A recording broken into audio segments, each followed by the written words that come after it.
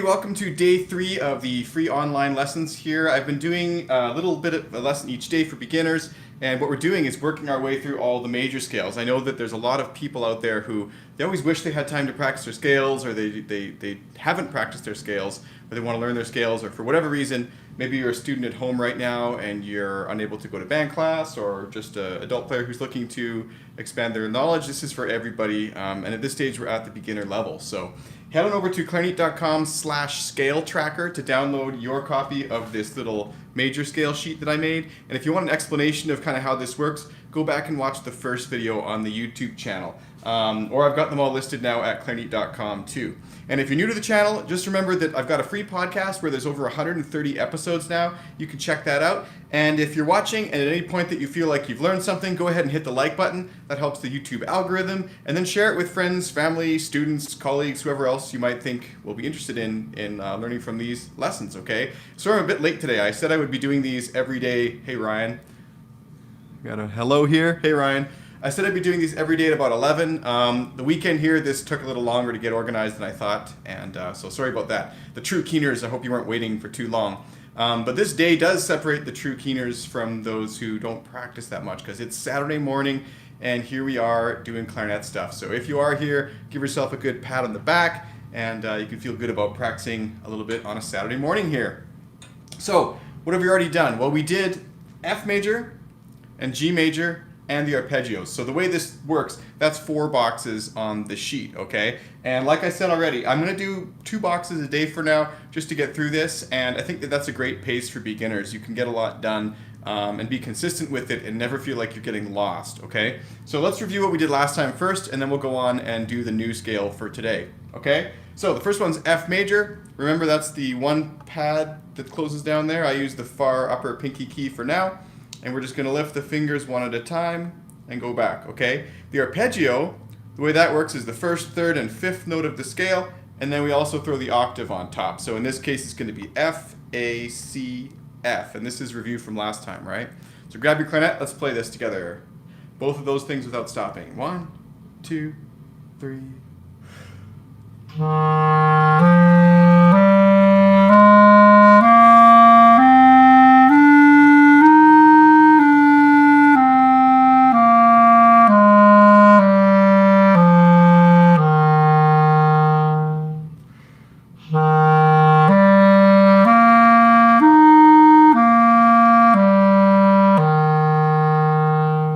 So there's F. If you have been following along on your sheet, you can color it in. I'm going to change my color to orange just so people can see it better on the screen here.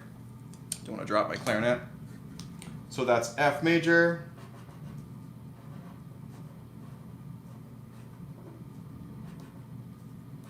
And the shallow arpeggio, which we just did.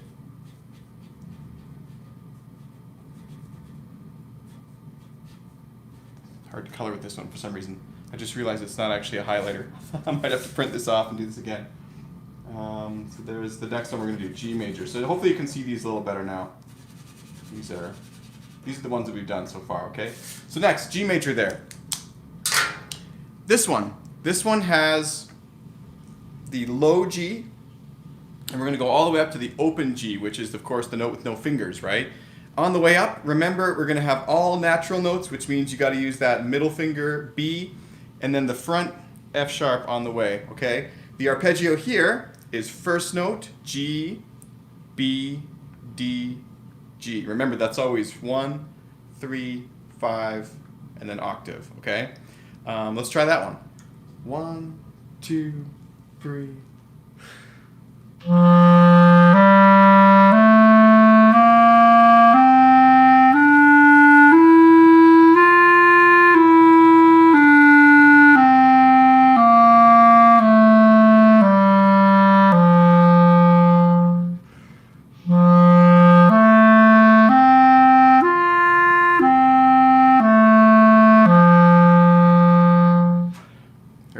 Okay. Whenever you're playing these, like I said last time, you might want to use a metronome. And I like to motivate myself sometimes if I'm learning something new. I try to play it repeatedly, right? So you might want to do this in your practice time like 5 or 10 times, but focus on doing it 5 or 10 times totally correct, okay? If you play it 8 times wrong and then 1 time right, what do you think is going to happen on the next time? It's probably going to be wrong. So you want to try and practice it so that if you play it 9 times correctly, you know that the 10th time is going to be correct too, and that's how you can ensure that it gets into your muscle memory, right? Also, I was watching an interesting show last night which proved what I was talking about the other day as far as memorizing stuff and learning overnight. I guess what happens, and I'm no neuroscientist, but when you first learn something, it gets stored kind of in like a temporary part of your brain, and then when you sleep on it, your brain literally kind of puts that into storage. So it would be kind of like, I guess, on a computer, maybe keeping something on your desktop for quick reference, but then when you really need it, you can keep it on the main hard drive, or maybe that's not a good example, but something like that. So you actually do get better by sleeping. So sleeping is an important part of your practicing. Do the things during the day, go to bed, come back the next day, they'll always get easier, okay? All right, so today we're gonna add a new scale and a new arpeggio, and I think we'll do B-flat major just because it stays in the low register for now for those beginners who are going to be watching this, okay? So, B-flat major, this is a scale that has 2 flats, okay? And as I was saying before, don't get hung up on the key signatures or too much of the why of it right now. Just remember what they are, okay? So, F major had 1, it's B-flat. G major had 1 sharp, it was F sharp. This scale is called B-flat major. Of course, the first note is flat, that's B flat, right? But the 4th note is also flat. It's going to be E flat. An interesting thing to note is that when you're learning your scales in the order of the flats, the new flat is always the 4th note. So that's how I remember that. New flat is 4th. Interestingly enough, this trick even works on F major because 4 is B flat. So the 4th note of the scale is B flat. A lot of people teach that you have to just memorize that F has 1 flat. They don't really give you a method to learn it. But when you get into the circle of fifths and the order of flats later, this is a trick that works for all keys. The new flat is always number 4. So it's never a surprise. It's not like B flat has 2 flats. They're going to be totally different than other scales. No, the flats always appear in a certain order. So you start with B, the next one's E, okay? And then we'll worry about the other ones later. So for B flat major, a couple things that make this scale tricky. The first one is you're going to have to use one of these side keys. Okay, now the side keys, these are known as the trill keys. On saxophone, they call them palm keys. And in a way, I kind of like that because that's sort of what we want to do. You don't want to press them with the tip of your finger or kind of a straight finger like this. You want to try and keep your finger curved and just use that inner part in here to press that key when you use it, okay? So one of the first things you want to do is just figure out where that is. Now, I have students all the time that tell me, oh, well, you know, I figured out that there's other ways to play E flat. Well, there are. There's several other ways to play E flat. You can play the side key like I was just saying. You can play what's called the long B flat. I call it the long B flat anyways because it's literally physically long. You play the back thumb, first finger. But this note is not typically that well in tune, okay? There's another one you can play with it's kind of like you finger as if you're going to play a D, and then you add this little, it's called a trill, it's called a, oh my god, the name has escaped me right now.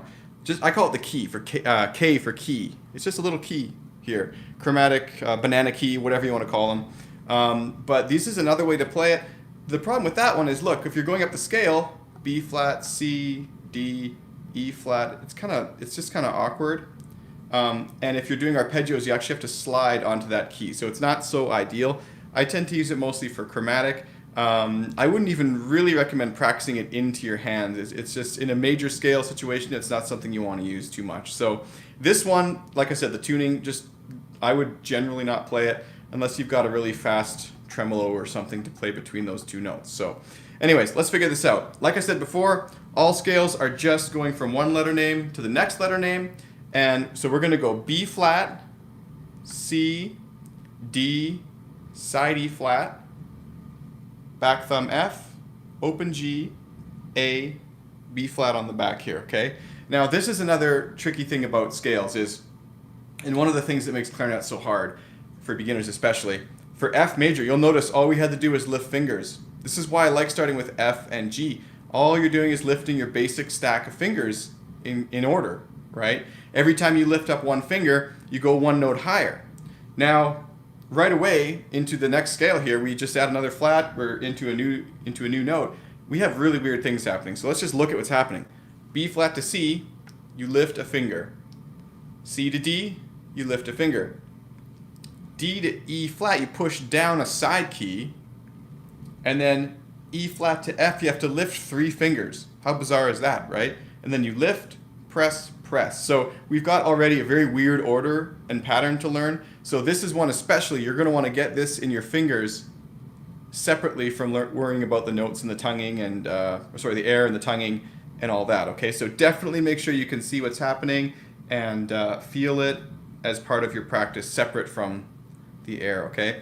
One more tip before we start. The A key, you want to make sure to roll up to it with your first knuckle there, like that. You never want to move your whole finger, okay?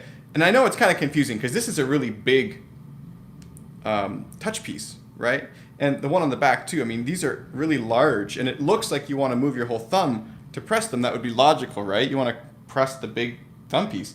Well, no, all you really need to do is tap it with the corner of your thumb. And if you go to a professional orchestra and you take the person's clarinet and look at it, and they've been playing, let's say, on the same instrument for 30 years, you're going to find that that little spot is worn out normally on their key because they use it so much and they pivot on there. They never move their whole thumb. So next time you're at a lesson and your teacher, they got maybe an old clarinet, ask them to see their clarinet and look at their register key. You're going to probably see the plating worn through on that spot. That's just, everyone has this happen over time. Long time playing, you're going to be doing that thousands and thousands of times. You'll notice that. So anyways, let's try the scale, okay?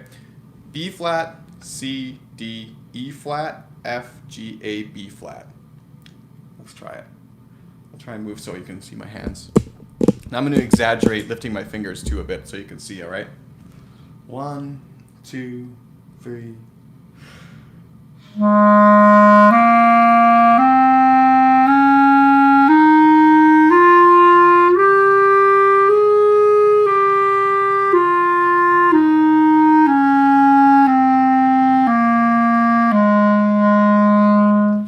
Stand this way. Let's try it again. 1, 2, 3.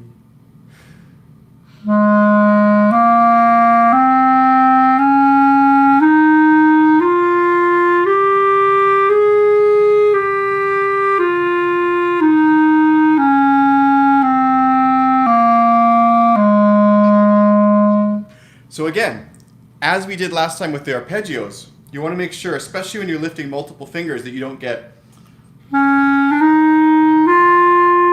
little blips in there, okay? So really be mindful of that, watch out for that. And practice this up and down a lot. Also try, like last time, we can go bottom to top and then top to bottom. So you might want to start the scale backwards to really get it in your fingers.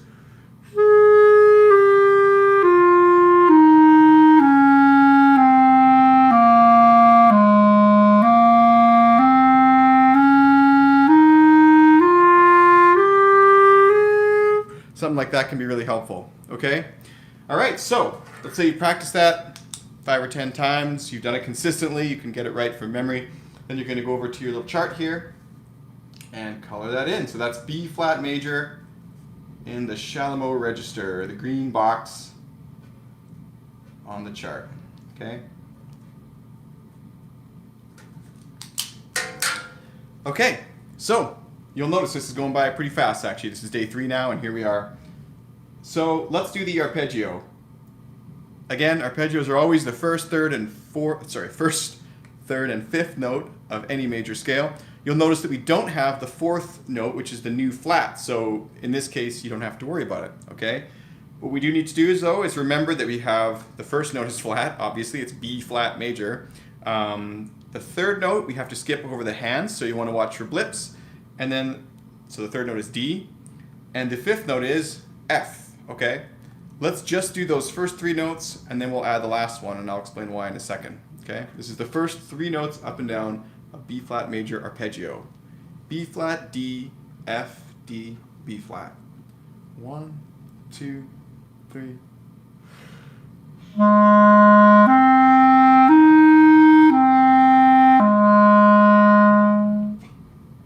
There it is. All right, so we're going to add the last note now. Remember, when you do this, you want to pivot up to the A and the register key so that you don't move your whole hand. You don't want to be doing this because you'll get...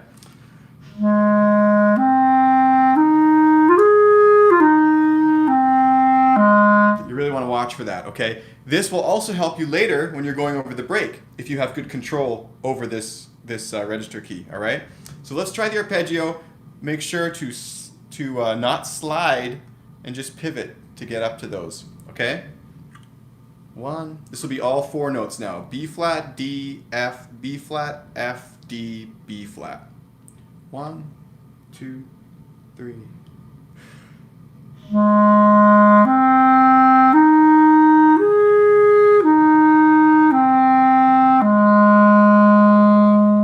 And this is also something you can do backwards if you want.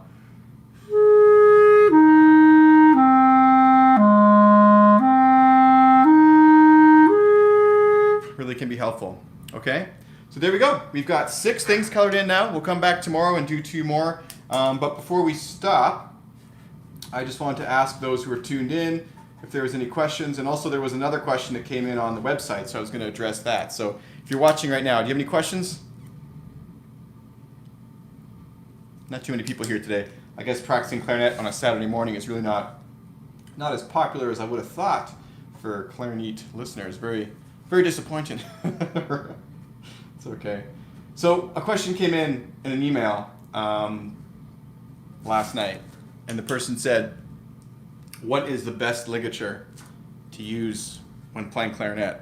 And you know, I kind of talked about this yesterday, and that is that there's no such thing as a best anything. There's only what works for you, right? So if I happen to like, I've been trying out this new Ravner Versa. Let's see if I can make that. There it is. I like it because, well, first of all, it's actually fairly cheap. These are affordable. I think they're like $40 or $60, something like that. So they're not, you know, $2,000 for a ligature. But it's also very secure. It's got a nice little metal plate in there, which seems to hold this plastic reed really well.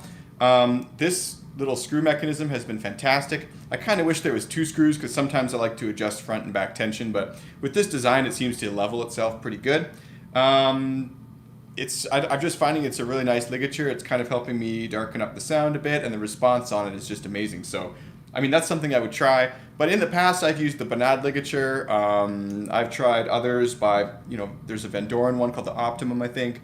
It's pretty good too. But these metal ones that I used to always love, I'm finding them a bit bright these days for what I want. And part of that is because I'm finding this mouthpiece, while I love it, and it's getting exactly the sound that I want, and the articulation is great, it's much more vibrant than other mouthpieces I've used. And I think that's a great thing, like I just said, because of good resonance means vibrancy, right? But I wanted to just tone it down a little bit, and I'm finding this ligature helps with that. So short answer, you need to try different things. What's the best ligature is really a question of what's the best ligature for you. It doesn't really matter what the best ligature is for any number of other people, right? There's many out there, and you can even just use a shoelace if you want. Michael Lowenstern has a whole video about that. So that's the ligature I use, so that's the answer, I suppose, for now. This is a Ravner Versa, but go ahead and just try as many as you can. Head down to your local music shop and give some of these a go, okay? So if there's no other questions, which I don't think there are, a few people here now, so if you have questions, just post them in the chat. I'll answer them before we go. But that is about it for today. So, you know, thank you so much to our sponsors for making this all possible. We've got Encoda. It's kind of like Spotify, but for sheet music. You can check it out at encoda.com. That's nkoda.com. Of course, we have Leger reeds. I've been using these exclusively, and the best thing about them is they do not dry out, in my opinion. They can just sit there, and you can come back 10, 15, 20 minutes later and keep playing where you left off. Of course, those are legere.com, leger.com. And last but not least, Bakun Musical. They make this they make this mouthpiece. This is the new Vocalise CG mouthpiece, and this is also the type of clarinet that I'm playing. This is a Bakun Lumiere with gold keys, and this reddish wood is called Cocobolo. So it has really beautiful finish on there. I just love this clarinet. And this extra key on the left side, that's for the E flat, okay? And this long extra bridge key there, this is for the low F vent mechanism, which is kind of a unique feature of these custom models. So you can save 10% on your accessory purchase at bakunmusical.com by using code Clarineat at checkout.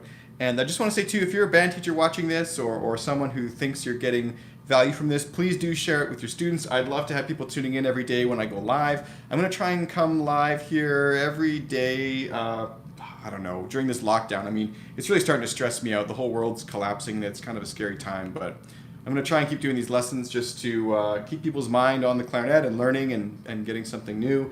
I'm not doing any in-school teaching right now, so it'd be great if you do find this valuable. Go ahead and support the podcast on clarineat.com/subscribe or at patreon.com/clarineat.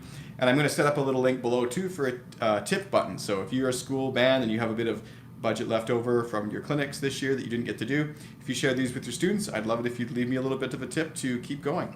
And of course, no matter what, just like this video, and that will really help the YouTube algorithm. And comment down below if you have any questions at all, and even tell me what your favorite ligature is. This is mine, the Ravner Versa, but what is your favorite ligature that you've been using? So thanks so much, and I'll see you tomorrow. I'm going to go live at about 11 again, maybe 11:30. Just watch for it on YouTube, and I look forward to seeing you again. Thanks so much for watching. Oh, one last thing. Get your scale tracker. I'm going to put a link to that in the description as well. This will help you follow along. So, sounds good. See you tomorrow.